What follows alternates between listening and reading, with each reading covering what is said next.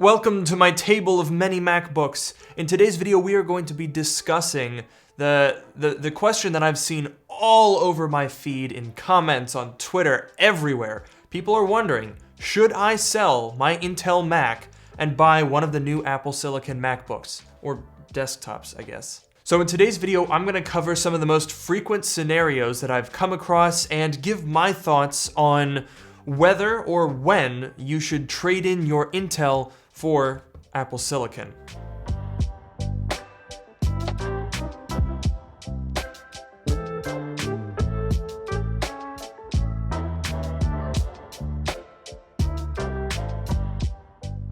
So I'm going to start this video by talking about the single most frequent question that I have been receiving since November 10th, and this may surprise some of you, but it's whether or not I should trade in my 16-inch MacBook Pro and go for a Mac Mini or the 13-inch MacBook Pro, or even a handful of people wondering if they should trade this for a MacBook Air. I mean, that's an insane conversation to be having. Just think about that. You're talking about the cheapest MacBook, and people with the most expensive MacBook are jealous of it. Imagine for a moment that it is exactly 1 year ago. First of all, great, no COVID, that's a lot of fun. But more importantly, for the point of this video, could you imagine having a conversation with, let's say, a 2019 15-inch MacBook Pro thinking, I don't know, I like this computer, but maybe I should get a base model MacBook Air. Nobody had that conversation with themselves. That's ridiculous. But now that's the point where we're at. I mean, I actually just ran Cinebench R23 on this 15-inch 2019 MacBook Pro. In fact, it's actually still warm, even though I ran the test like 10 minutes ago. Yeah, so this thing actually scores about 20 points lower than the Apple Silicon Mac Mini, which costs $700, as well as the MacBook Pro for $1,300. This is a fully decked out 2019. It has the upgraded Core i9, the 2.4 gigahertz model, 32 gigabytes of RAM, 1 terabyte of storage. This computer, when it was new, a little more than a year ago, cost $3,800. And currently, it is bested, or at least matched, by literally the cheapest Mac that you can buy for $700. That is ludicrous. And so needless to say, a lot of people with these 15 and 16-inch MacBooks are now starting to look with envy upon the performance, the battery life, and the insanely low temperatures of these new Apple Silicon MacBooks. I mean, this 13-inch MacBook Pro competes with the base model 16-inch. I mean, this thing will outperform the base Core i7 16-inch MacBook Pro pretty regularly. That's kind of insane. Now, granted, that's not in terms of graphics. The Radeon Pro 5300M will still beat out the M1, as you might expect, because, you know, it's a dedicated chip, which I think uses 35 watts all on its own compared to 20 watts for the entire chip on the MacBook Pro. So it's not exactly like, it's not like the 13-inch MacBook Pro will completely trounce a 16-inch MacBook Pro. That's not fully accurate. It'll get very close, and that alone is insane. But basically, if you have a 16-inch MacBook Pro, I do not think that you should sell it and buy a 13-inch. Same goes if you have the 2019 or the 2018 15-inch. There are cases where these things will be beat by the M1 Max that are a fraction of the MSRP, which is insane. But I think it's important to note that, remember I mentioned the Cinebench R23 test, how it matches, the Apple Silicon MacBook Pro matches the 15-inch. So I don't think it would be wise to take a huge hit on a 15 or a 16-inch just to get similar performance. If we were having a conversation here where the MacBook Pro was getting 35% better performance than the 16-inch MacBook Pro, that might be a different story, but it's still trading down. And that's not to say anything negative about Apple Silicon. In fact, the fact that I have to reassure you that a $1,000 laptop is not as fast as a $2,000 to $3,000 laptop demonstrates how amazing Apple Silicon is. But I think people are getting a little ahead of themselves in terms of wanting to rid themselves of Intel just for the sake of getting one of these MacBooks. And I think really importantly for 16-inch MacBook Pro owners, you have to remember that this is the first step for Apple Silicon. We've known for a couple of months now that Apple is actually working on a 12-core part. So currently the M1 is an 8-core part, big little 4 performance, 4 efficiency cores. This 12-core chip would be 8 high-performance cores, 4 efficiency cores. So if you're looking at these kind of numbers, you're looking at a MacBook Pro getting up there playing with the Core i9. If you double the amount of performance cores, think what that could mean.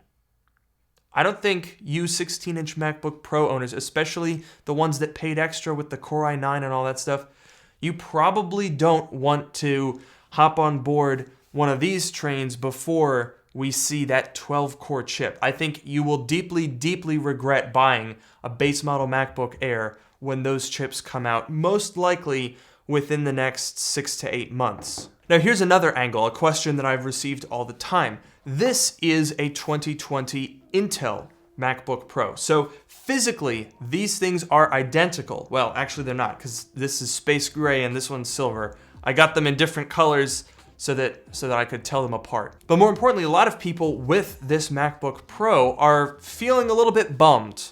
Especially a number of people who bought it a week before the event. I still keep seeing people saying, oh, I bought the Intel MacBook Pro a week before the event.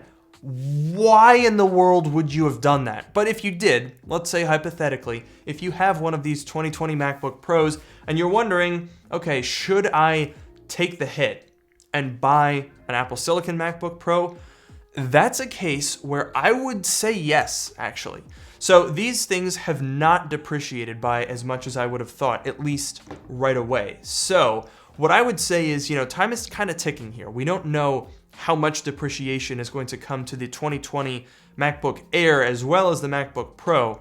So if you do have one of those and you're kind of wondering if you should go for an Apple Silicon MacBook Pro, I would say if you're gonna do it, do it. Do it quickly. You don't want to wait for the availability of these things to come out. Once they get out of the sort of early adopter phase, which is where we are right now, and they become more mainstream and people start seeing, oh my God, these things are amazing, you're going to see a lot of Intel MacBook Pros and MacBook Airs start hitting the used marketplace, and that's probably going to drop their value. Now granted, I don't know the extent to which their value is going to drop. Macs, even with a big transition like this, I would still expect Macs to have a pretty solid resale value, but right now is kind of the peak that you will get out of your 2020 Intel MacBook Pro. So if you are one of those ill-advised people who picked one up a week before the event, you've learned your lesson.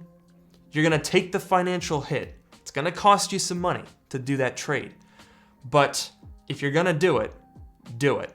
It's also worth pointing out that if you bought a 2020 MacBook Air or a MacBook Pro really recently, you should definitely go into an Apple store and ask if they'll trade it in for you, because I've heard many stories of people who bought a MacBook and then a month later a new one came out, they went into the store and they got it exchanged, even past the 14-day return window. So if you are in that position where you just bought a 2020 MacBook Air or Pro, go to an Apple store and see if they'll trade it in for you. But what about for older MacBooks? Let's say, for example, you have a mid-2015 15-inch MacBook Pro. Those things are fantastic. I know a ton of pros who use those for Final Cut, Photoshop, all sorts of stuff like that. Now, if you have one of those, I think you are actually in a pretty good position right now in terms of trading in. I would definitely trade a mid-2015 for one of these 13-inch MacBook Pros, or you could probably also get away with the Air. The MacBook Air will outperform a mid-2015 15-inch MacBook Pro, especially once a lot more apps start running natively and they don't have to go through a translation layer. The Air will definitely outperform those older machines. So right now, I would say is a pretty decent time to get the most money out of your 15-inch Retina MacBook Pro. So you can still sell like the dual graphics 15-inch MacBook Pros. You can still probably get, let's say, $800, maybe $900 if you have a really nice one.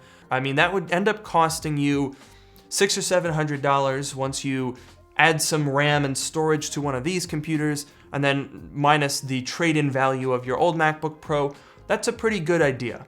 Again, the trend here, because we don't know what sort of depreciation is going to occur with Intel Macs, if you do think that it would be wise to trade in your Intel Mac and get one of these Apple Silicon Macs, sooner is probably smarter. But I also want to clarify that you don't necessarily need to rush out and sell your computer to buy one of these things. I mean, let's not forget that we're talking about the low-end MacBook Air, the low-end MacBook Pro, and the cheapest version of the Mac Mini. At least that's what I bought here. If you have a 27-inch iMac, even an older 27-inch iMac from like 2015 or a 2017 model, I wouldn't trade those in right away, right? I mean, sure, you could make an argument that they will depreciate more by the time they are directly replaced with an Apple Silicon version.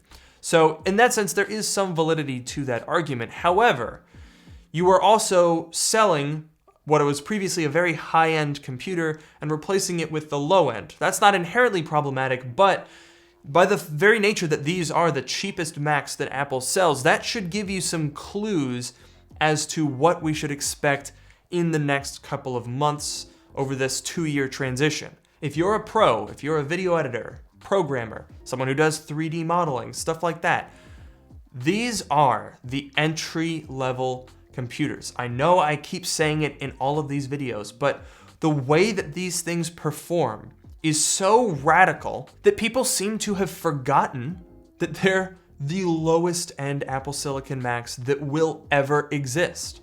And so as soon as you remember that, all of a sudden you get to say, oh, wait a minute, these things are really amazing, but this means that whatever is coming next is going to be unbelievable. So you don't want to wait around forever. If we all just sat here waiting for the next big thing, then we would never actually buy anything, right? Because it's technology. Multiple times a year, technology changes in substantial ways. You're never going to get like the one computer that's perfect and it's the best for like 3 years in a row. It's not going to happen. So it's all about strategically picking what is right for you and when is right to buy it. So right now, if you were about to buy a 13-inch MacBook Pro, do it. Great time to buy a 13-inch MacBook Pro. Yes, there will be a better MacBook Pro. There might even be a 14-inch MacBook Pro. That is absolutely true. But if you need a 13-inch MacBook Pro right now, go right ahead and buy it because this thing is unbelievably good. Let's say you were looking at the base model Core i3 MacBook Air and you were saying, okay, well, my budget is around $1,000, so I wanted to get one of those, but it's so underwhelming in terms of performance that I guess I'll go buy something used. Well, guess what? You struck the lottery. Now you've got this MacBook Air that'll absolutely annihilate any other MacBook Air that exists. So you win. Go out and buy one. Same thing with a base Mac Mini, because guess what? Not only is this better in terms of performance than the Core i3 Mac Mini, it's also $100 cheaper. You've won the lottery. Congratulations. But if you are looking at buying a new iMac, or if you have a 15-inch MacBook Pro and you were looking at the 16-inch, then that's where I would advise some caution because we don't know what's next for those products. If you have a 16-inch MacBook Pro, if you have an iMac Pro, a 2019 or a 2020 27-inch iMac, that is peak sort of wait and see territory because those are products that are likely going to be replaced within the next year. And let's be honest, your current 2017 to 2019 Apple products are probably still fine. I mean, these things are great, but they didn't make your current existing tech completely worthless overnight. Let's not forget.